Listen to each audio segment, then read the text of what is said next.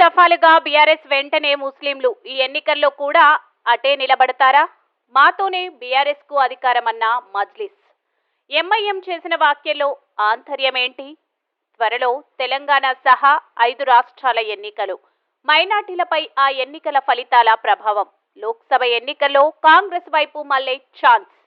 Assembly ఎన్నికలకు సమయం దగ్గర పడుతుండటంతో రాజకీయ పార్టీలు ఓటర్లను ఆకర్షించేందుకు సర్వ ప్రయత్నాలు చేస్తున్నాయి.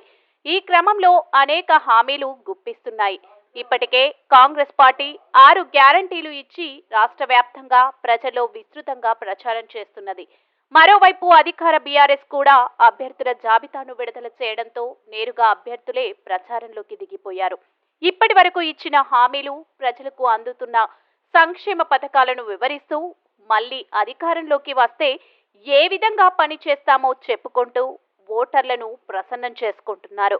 బీజేపీ సైతం కేంద్ర నాయకులు, ప్రధానితో వరస సభలు, సమావేశాలు నిర్వహిస్తూ ఓటర్లను ఆకర్షించే పనిలో ఉన్నది.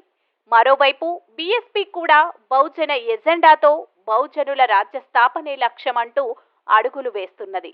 తన మార్క్ చూపే యత్నాల్లో ఎంఐఎం ప్రధానంగా హైదరాబాద్లో ముస్లిం ఓటు బ్యాంకుగా ఎక్కువగా ఉన్న ఎంఐఎం పార్టీ కూడా తన మార్క్ ఉండాలని చూస్తున్నది.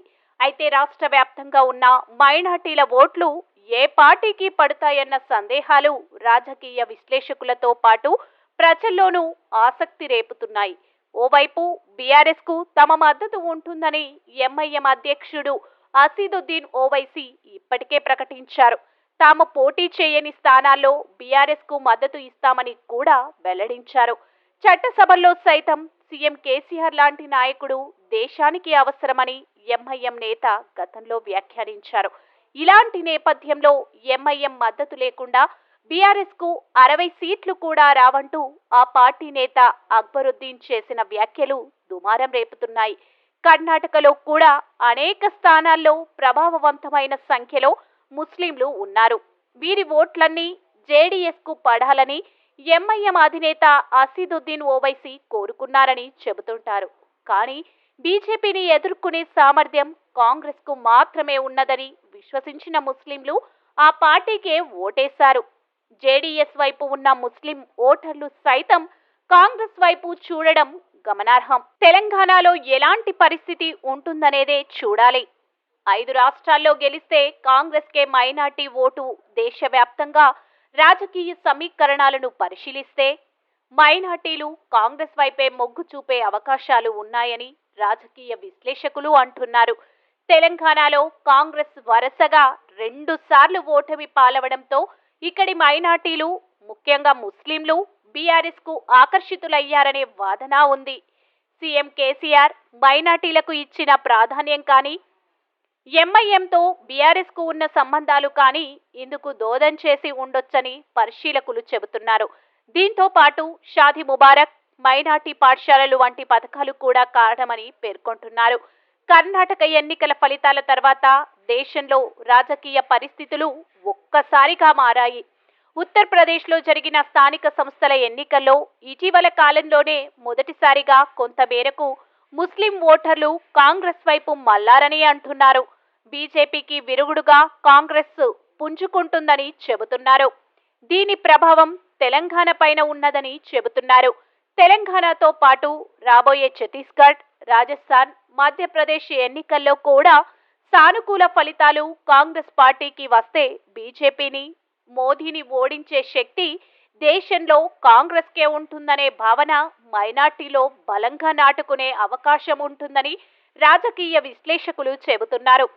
తెలంగాణలో కూడా మైనార్టీలు కాంగ్రెస్ వైపు మళ్లే అవకాశాలు మెండుగా ఉండడంతో ఇటీవల కాలంలో ఎంఐఎం అధినేత కాంగ్రెస్ నే టార్గెట్ చేసుకున్నట్టు కనిపిస్తున్నదని వారు ప్రస్తావిస్తున్నారు.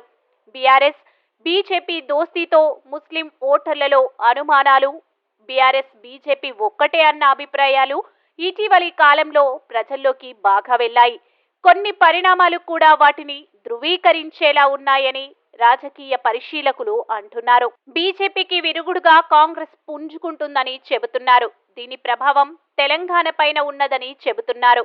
తెలంగాణతో పాటు ఛత్తీస్గఢ్, రాజస్థాన్, మధ్యప్రదేశ్ ఎన్నికల్లో కూడా సానుకూల ఫలితాలు కాంగ్రెస్ పార్టీకి వస్తే బీజేపీని, మోదీని ఓడించే శక్తి దేశంలో కాంగ్రెస్కే ఉంటుందనే భావన మైనార్టీలో బలంగా నాటుకునే అవకాశం ఉంటుందని రాజకీయ విశ్లేషకులు చెబుతున్నారు. తెలంగాణలో కూడా మైనార్టీలు కాంగ్రెస్ వైపు మళ్లే అవకాశాలు మెండుగా ఉండటంతో ఇటీవల కాలంలో ఎంఐఎం అధినేత కాంగ్రెస్ నే టార్గెట్ చేసుకున్నట్టు కనిపిస్తుందని వారు ప్రస్తావిస్తున్నారు. బీఆర్ఎస్, బీజేపీ దోస్తీతో ముస్లిం ఓటర్లలో అనుమానాలు, బీఆర్ఎస్, బీజేపీ ఒక్కటే అన్న అభిప్రాయాలు ఇటీవలి కాలంలో ప్రజల్లోకి బాగా వెళ్లాయి. కొన్ని పరిణామాలు కూడా వాటిని ధృవీకరించేలా ఉన్నాయని రాజకీయ పరిశీలకులు అంటున్నారు. ముఖ్యంగా బండి సంజయ్ని బీజేపీ రాష్ట్ర అధ్యక్షుడి బాధ్యతల నుంచి తొలగించి కిషన్ రెడ్డిని నియమించడం, ఆ తర్వాత బీజేపీలో ఊపు తగ్గిపోవడం, ఢిల్లీ లిక్కర్ స్కామ్ కేసులో ఎమ్మెల్సీ కల్వకుంట్ల కవితను అరెస్ట్ చేయకపోవడం లాంటి రకరకాల పరిణామాలు మైనార్టీలో పలు అనుమానాలకు తావిస్తున్నాయని చెబుతున్నారు. ఎక్కువ శాతం ప్రజలు మాత్రం బీజేపీతో బీఆర్ఎస్ తలపడదని భావిస్తున్నట్టు తెలుస్తున్నది. వచ్చే అసెంబ్లీ ఎన్నికల్లో కాంగ్రెస్ గెలిచే పరిస్థితి వస్తే బీజేపీ మద్దతు తప్పకుండా బీఆర్ఎస్కే ఉంటుందనే అనుమానాలు లేకపోలేదని రాజకీయ విశ్లేషకులు అంటున్నారు. ఈ అనుమానం ఎప్పుడైతే బలపడుతుందో అప్పుడు ముస్లింలు బీఆర్ఎస్ వైపు కాకుండా కాంగ్రెస్ వైపు చూసే అవకాశం ఉంటుందన్నారు. పలుకుబడి పెంచుకునే వ్యూహమా? బీఆర్ఎస్ తో సంబంధాలు కొనసాగించుకుంటూనే తమ మద్దతు లేకుండా 60 సీట్లు కూడా రావని పరోక్షంగా ఎంఐఎం చెప్పడం వెనుక రాష్ట్రంలో తమ పలుకుబడిని పెంచుకునే లక్ష్యం కనిపిస్తుందని విశ్లేషకులు చెబుతున్నారు. ఇదివరకు ఉమ్మడి రాష్ట్రంలో 4 సీట్లతో సరిపెట్టుకున్న ఎంఐఎం తెలంగాణ ఆవిర్భవించాక 7 సీట్లకు పెరిగింది. ఇదే విధంగా నెమ్మదిగా సీట్లు 10కి పెంచుకోవాలనే ప్రయత్నాల్లో ఉన్నది. ఈ క్రమంలోనే అధికార పార్టీతో ఎంఐఎం అధినేత అధికార పార్టీతో అంటకాగుతూ మెల్లమెల్లగా తమ ఉనికిని పెంచుకోవడమే ఆ పార్టీ ప్రణాళిక అంటున్నారు. వచ్చే ఎన్నికల్లో హంగ్ ఏర్పడితే ఎంఐఎం పాత్ర కీలకంగా మారుతుందని పేర్కొంటున్నారు. జీహెచ్ఎంసీ మేయర్, డిప్యూటీ మేయర్ ఎన్నికల తరహాలోనే రాష్ట్రంలోనూ కీలక శక్తిగా ప్రాబల్యం పెంచుకోవాలనేదే ఎంఐఎం ఉద్దేశంగా చెబుతున్నారు.